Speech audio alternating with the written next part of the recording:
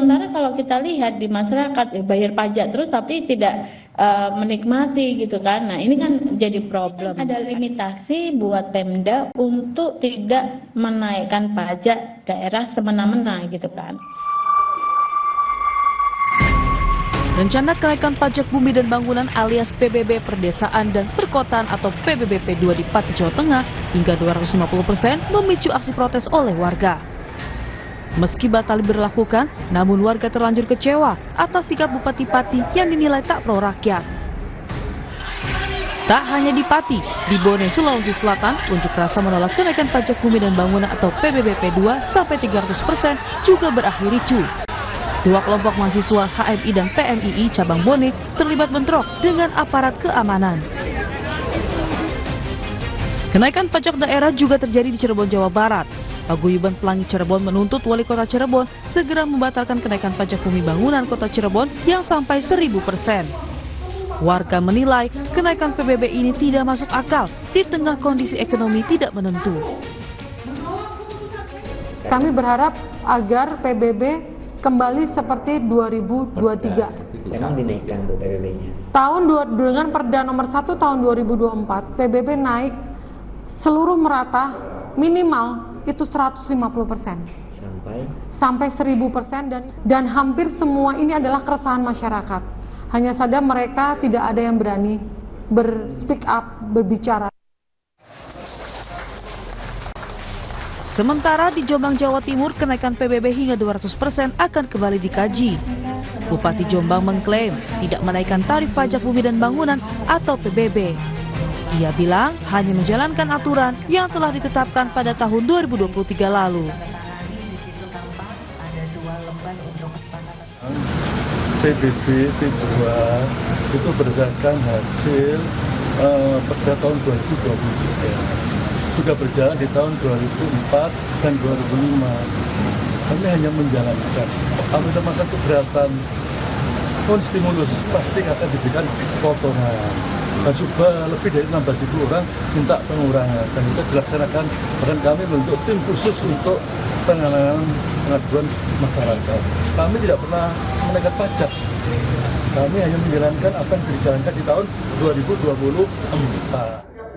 Ramainya kenaikan PBB di sejumlah daerah direspon oleh pemerintah. Mensesnek Prasetyo Hadi membantah anggapan bahwa kenaikan pajak daerah terjadi karena kurangnya anggaran dari pemerintah pusat. Tidak ada penyebabnya karena itu bukan ya. Itu kan memang kebijakan-kebijakan setiap pemerintah daerah dan memang berbeda-beda antara satu kabupaten dengan kabupaten yang lainnya. Bahkan di Kabupaten Pati dengan kabupaten di sebelahnya yang bersebelahan dengan Kabupaten Pati pun juga berbeda. Jadi bukan, menurut pendapat kami bukan karena itu. Kalaupun ada rencana atau kebijakan kenaikan PBB di daerah masing-masing. Kami kemarin konsultasi dengan Menteri Dalam Negeri, memang koordinasinya bukan dalam rangka mencari rumusannya, tidak sebenarnya, karena memang itu kan menjadi kebijakan dari setiap pemerintah daerah. Tapi bahwa koordinasinya setelah kemudian kebijakan itu dirasa menimbulkan masalah, nah disitulah kemudian kita sangat berkoordinasi sangat intens. Gelombang protes kenaikan pajak terjadi di banyak daerah. Pemerintah harus membuktikan bahwa masalahnya bukan karena efisiensi anggaran transfer daerah. Sedangkan jika persoalannya adalah ruang fiskal daerah yang terbatas, segera cari solusi.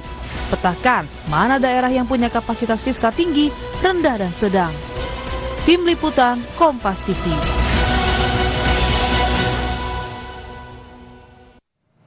Ramai-ramai naikkan tarif PBB di sejumlah daerah menunjukkan kepanikan Pemda karena kurangnya pendapatan daerah akibat efisiensi anggaran pemerintah pusat. Protes berujung ricuh pun tak terelakkan. Lantas apa solusi yang harus diberikan Pemda agar pajak daerah tak membebani warganya? Kita bahas bersama ekonom Universitas Diponegoro, Esther Sri Astuti. Selamat pagi, Bu Esther. Pagi, Mbak Putri. Bu Esther, pajak daerah kan naik, khusus PBB ada gejolak. Salah satu di Pati, Jawa Tengah, kemudian juga Cirebon, Jawa Barat, Bone, Sulawesi Selatan, dan Jombang, Jawa Timur. Fenomena apa sih ini, Bu, sepertinya? Ya, jadi ini kan memang di tengah kelesuan ya, ketidakpastian ekonomi, kemudian kelesuan ekonomi, kelambatan ekonomi. Jadi pemerintah daerah ini kan ingin meningkatkan kapasitas fiskal daerahnya. Nah, salah satu caranya adalah meningkatkan PAD-nya ya, meningkatkan pajak daerahnya gitu. Nah, PBB itu bisa dikatakan pajak daerah yang sangat potensial karena semua orang pasti bayar PBB gitu kan. Nah, jika itu dinaikkan maka akan terjadi lonjakan penerimaan dari pemerintah daerah. Namun hal ini yang dilakukan oleh Pemda itu seharusnya mereka bisa lebih kreatif ya. Ketika mereka meningkatkan PAD-nya, pendapatan asli daerahnya, tidak hanya dari pajak daerah, tetapi juga dari pos-pos yang lain, misalnya peningkatan penerimaan dari sektor pariwisata, kemudian industri kreatif dan seterusnya. Begitu, Mbak Putri. Oke, ada kelesuan ekonomi yang terjadi. Nah, apakah Bu Esther ini jadi bisa dikatakan bentuk kepanikannya Pemda karena fiskal mereka tipis atau bahkan berangkasnya kosong? Kalau kita ingat kan ada kebijakan-kebijakan yang memang diturunkan dari pemerintah pusat ke daerah gitu. Jadi untuk membiayainya ya mau nggak mau itu tadi nambah PAD-nya dengan cara itu. Ya, kalau kita lihat dari proporsi dari PAD terhadap penerimaan daerah ini hanya sangat kecil ya, hanya berkisar 1% ya. 1,35, 1,2% ya. Jadi hanya berkisar 1%. Nah, sebenarnya problem ini sudah berlangsung lama gitu. Tetapi kan kita ini mencuat isunya ya. Dicuatkan sekarang karena memang kondisi ekonomi ini sedang lesu, tapi pemerintah daerah tetap meningkatkan pajak. Nah, ini yang menjadi problem.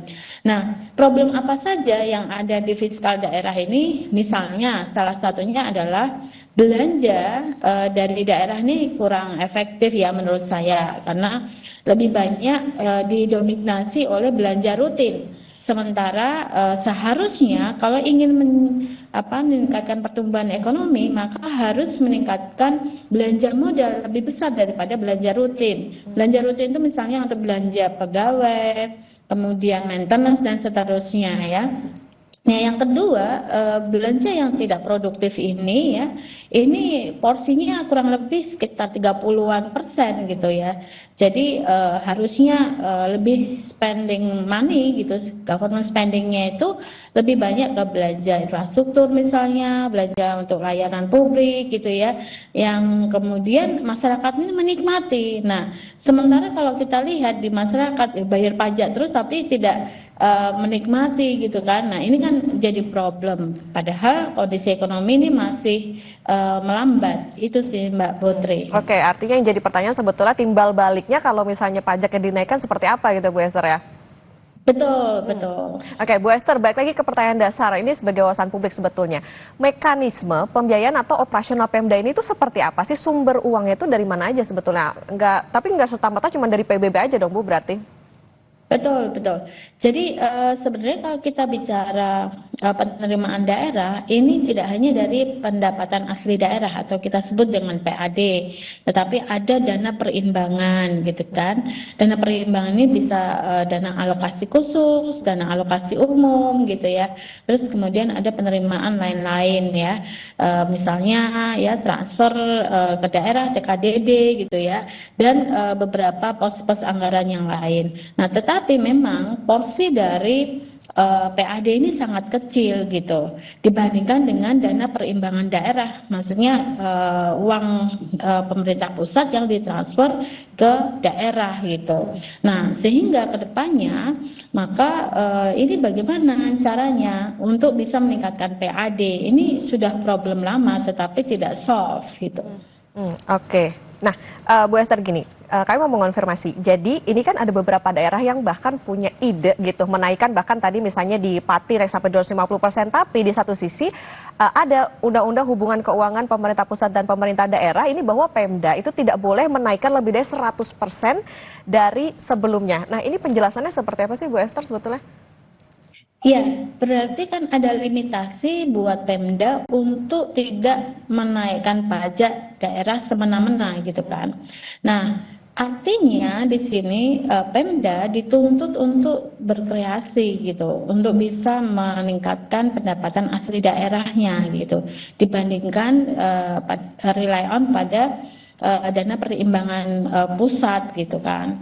Nah, tapi yang harus didorong itu adalah bagaimana sih caranya Pemda ini untuk bisa meningkatkan PAD-nya gitu. Nah, ini harus dikasih satu guideline, dikasih insentif misalnya. Kalau memang PAD-nya lebih tinggi ya kasih insentif. Tapi kalau memang PAD-nya biasa aja, nah ini yang harus dorong gitu ya. Oke, tapi artinya berarti dengan menaikkan lebih dari, let's say lebih dari 100% ini menjadi keputusan yang tidak tepat ya Bu, meskipun dikatakan kasnya di kosong atau bahkan susah cari alternatif pembiayaan lain. Iya, karena kan sudah ada undang-undang yang menjelaskan bahwa tidak bisa kan menaikkan PBB lebih dari 100%. Nah, kalau itu dilanggar, nah ini kan berarti suatu inkonsistensi ya kebijakan. Oke, Bu Esther, nanti kita lanjutkan kembali dan saudara tetap bersama kami di Kompas Bisnis. Kembali di Kompas Bisnis, saudara, dan kita akan melanjutkan perbincangan bersama ekonom Universitas Diponegoro, Esther Sri Astuti. Bu Esther, kita lanjutkan kembali. Bu Esther, kalau kita melihat kan kayak kemarin misalnya di Pati begitu ya. Nah, tapi ada beberapa daerah juga yang menaikkan pajaknya gila-gilaan bisa dibilang gitu. Akankah gejolak yang merebak di banyak daerah ini bisa semakin meluas? Bupati Siak misalnya di sosial medianya bilang terang-terangan kalau nggak punya uang buat bayar sewa mobil. Ini kok kesannya jadi kayak pemerintah malakin rakyatnya aja nih Bu? Ya, memang ini menandakan bahwa pemerintah tidak aware ya dengan kondisi ekonomi yang sekarang melambat gitu. Sementara mereka hanya berpikir ya bahwa alokasi anggaran ini harus sesuai dan belanja harus as usual gitu kan. Jadi memang pengelolaan anggaran ini masih berlangsung business as usual gitu ya. Seperti apa? Ketika mereka spending banyak itu pada kuartal 4 gitu kan. Nah, sementara kuartal 1, 2, dan 3 itu masih rendah. Nah, harusnya ini tidak seperti itu ya, dibagi rata. Yang kemudian yang kedua adalah ketika kita lihat bahwa ada cutting anggaran, ini juga menjadi problem juga gitu. Nah, di sisi lain banyak anggaran yang masih tersimpan ya di perbankan gitu, di bank-bank daerah itu masih ada di sebagian besar pemerintah daerah gitu. Nah, ini juga harus dilihat lagi. Nah, kemudian kalau kita lihat lagi kalau di sini ya bahwa problem fiskal daerah ini akuntabilitasnya itu harus secara administratif itu juga harus dilihat lagi. Apakah hanya berdasarkan penyerapan anggaran saja, kalau misalnya serapan anggarannya sudah 100% sudah oke. Tapi kan sebenarnya bukan itu. Alokasi anggaran, serapan anggaran itu harus based on fungsinya gitu. Dan apakah memang alokasi anggaran itu berdampak pada masyarakat luas apa tidak? Harusnya sudah diubah ke arah sana. Jadi tidak semata-mata penyerapan anggaran gitu. Nah, ini kan menjadi dilema ya ketika mereka seakan-akan tidak punya uang gitu. Ya mungkin iya, tapi kan kita harus melihat memang PAD-nya sangat kecil gitu, 1%-an gitu. Nah, lalu mereka seperti apa? Harusnya seperti apa? Ya harus kreatif memang gitu. Jadi tidak rely on pada hanya dana transfer perimbangan pusat daerah. Yang kedua juga harus melihat lagi apakah memang alokasi anggaran itu sudah efisien, efektif atau tidak gitu. Kalau lebih banyak belanja rutin ya berarti harus dikurangi ya, harus lebih diefisienkan. Tetapi kan rumusnya kalau pengen tumbuh belanja modalnya harus lebih banyak. Nah ini yang harus dirubah, Mbak. Oke, utak-atik anggarannya nih sebetulnya yang dipermasalahkan Betul. kalau terutama di daerah. Bu Esther, artinya gini, permasalahannya dasarnya itu kan fiskal ya. Nah, perlukah pemerintah pusat akhirnya masuk? Apakah aturannya memungkinkan? Ya tinggal dikunci saja di pemerintah pusat untuk serapan anggaran, untuk disbursement anggaran itu, ini harus peruntukannya harus sesuai dengan KPI gitu ya. Misalnya kalau alokasi anggaran untuk infrastruktur, berapa tenaga kerja yang harus bisa diserap, kemudian bagaimana kualitas dari infrastrukturnya, kemudian dampaknya setelah ada pembangunan infrastruktur itu misalnya katakanlah jalan ya, itu seperti apa. Ini kan tidak ada evaluasi setelah anggaran itu dikeluarkan gitu. Yang ada ya cuma disbursement aja, serapan anggaran itu seperti itu saja, tetapi tidak dilakukan evaluasi. Nah, ini kan harusnya bisa dikunci ya di pemerintah pusat, bagaimana Pemda ini bisa diatur gitu. Oke, let's say artinya harusnya ada evaluasi nih dari pemerintah pusat dengan apa yang terjadi di beberapa daerah, termasuk juga yang kemarin terjadi di Pati. Bu Esther, daerah yang sedang bergejolak ini tentang pajak bumi dan bangunan, ini bisa dikategorikan dalam fiskal rendah, sedang atau tinggi? Apa sebetulnya solusinya, terutama kalau misalnya bupatinya bukan petahana? Ya. Jadi kalau kita lihat nih data menunjukkan memang ada beberapa daerah yang sangat tergantung ya dengan dana perimbangan pusat daerah gitu. Nah berapa banyak gitu.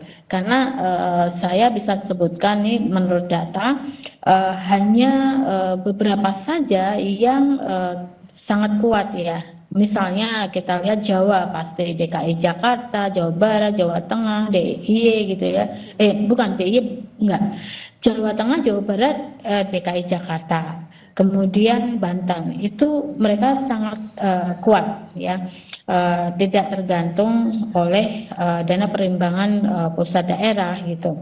Nah, sementara Sumatera Utara ya, kemudian Riau itu dan Kalimantan Timur itu juga relatif kuat gitu.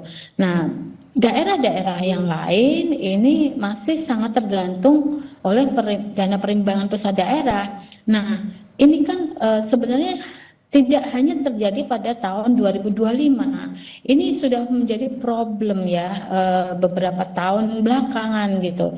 Nah, artinya perlu guideline dari pemerintah pusat untuk bisa meningkatkan pendapatan asli daerahnya. Tidak hanya himbauan saja, daerah harus kreatif. So what gitu? Bagaimana caranya? Mereka perlu guidance itu sih Mbak Putri. Oke, berarti artinya gini Bu, evaluasinya apa sih sebetulnya terutama bagi pemerintah pusat, karena ini kan terjadi di beberapa daerah, tidak hanya di satu daerah saja, supaya jangan sampai terjadi lagi nih tiba-tiba naikin PBB-nya lebih tinggi lagi. Kalau tadi dikatakan oleh Bu Esther ya kondisinya sekarang ekonominya lagi sulit nih buat masyarakat. Yang bisa dilakukan adalah mengatur lagi ya belanjanya. Jadi yang pertama tadi yang saya katakan, belanja rutin ya harus lebih kecil daripada belanja modal ya. Kemudian diatur. Yang kedua, cara mengaturnya, alokasi anggaran atau pengeluaran anggaran itu harus berdasarkan fungsinya dan bagaimana multiplier efeknya kepada masyarakat di daerah tersebut. Nah, itu harus diukur, tidak hanya sekedar serapan anggaran saja gitu. Nah, jadi dengan demikian alokasi anggaran itu memang benar-benar sesuai fungsinya dan memang berdampak pada masyarakat luas gitu. Jadi orang bayar pajak itu bisa merasakan hasilnya seperti apa, mereka menikmati ya. Saya katakan misalnya di negara yang lain misalnya, orang bayar pajak itu ya happy-happy aja ya, karena mereka menikmati imbal baliknya. Misalnya mereka dapat seperti kalau mereka menganggur gitu ya, mereka dapat itu tunjangan selama 2 tahun menganggur karena mereka sudah bayar pajak sebelumnya gitu. Nah ini kan di sini tidak ada, orang hanya dituntut bayar pajak, tetapi tidak ada imbal balik kepada masyarakat ya. Nah paling tidak kalau tidak bisa memberikan hal itu, maka harus alokasi anggaran ya, belanja anggaran pemerintah daerah ini harus berdampak pada masyarakat luas. Jadi jangan misalnya hanya bangun-bangun jalan aja, bikin kemacetan, tetapi masyarakat tidak merasakan loh ini uang pajak digunakan untuk bangun jalan, menambah kemacetan. Jalan sudah bagus masih ditinggikan, padahal itu tidak perlu. Nah ini kan hanya mengejar serapan anggaran gitu ya, tidak ada fungsinya dan tidak berdampak pada masyarakat gitu. Nah, yang ketiga yang harus dilakukan adalah meningkatkan penerimaannya. Sekali lagi, penerimaan pemerintah daerah atau penerimaan pemerintah itu tidak harus rely on pada pajak. Itu paling gampang memang. Untuk bisa meningkatkan PAD-nya itu majekin rakyat itu yang paling mudah. Nah ini di sini Pemda harus kreatif gitu ya, tidak harus rely on pada pajak, tetapi mungkin ada pos-pos yang lain, misalnya mendorong industri manufaktur yang ada di sana sehingga ekspornya meningkat ya, tercipta lapangan pekerjaan, kemudian di sana juga bisa masyarakat juga bisa lebih sejahtera gitu. Jadi itu yang dilakukan, harus mengatur anggarannya dan bagaimana cara untuk bisa meningkatkan PAD-nya gitu, pendapatan di daerahnya. Itu sih Mbak. Oke, baik. Berarti ini menjadi evaluasi juga bagi pemerintah daerah untuk bisa meningkatkan pendapatan asli daerahnya, utak-atiknya gimana alokasinya, jangan cuman kesannya nih kayak cuman balik lagi malakin rakyatnya aja, apalagi kalau dampak atau misalnya hasil dari pajaknya itu nggak berasa. Ini tentu perlu perhatian dan juga evaluasi yang mendalam dari pemerintah pusat. Terima kasih Ekonom Universitas Diponegoro Ibu Esther Sri Astuti sudah bersama di Kompas Media. Sehat selalu Bu Esther. Sehat selalu Mbak Putri, terima kasih.